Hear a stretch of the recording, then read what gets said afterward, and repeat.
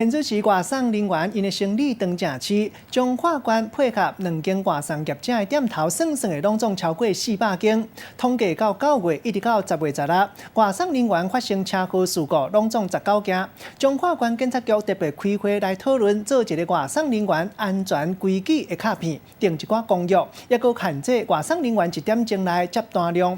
另外，咧台中市政府上近这个月就会成立外送人员的工会，若是万不利发生意外，上这有200万的保险金，另外还要算这个劳健保。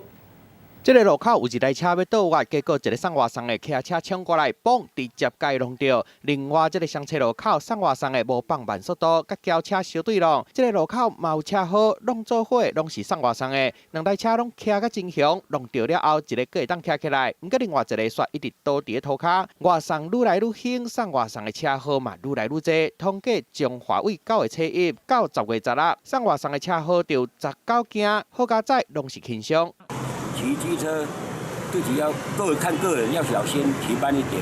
就慢慢骑啊，因为自己的生命。为这19件车祸来分析，主要的原因，第一名是要挖的无让直行的，第2名伫路口无放慢速度，第3名是下过分向线。一定在下周邀请这2家的业者到我们来举行座谈，来制定公约。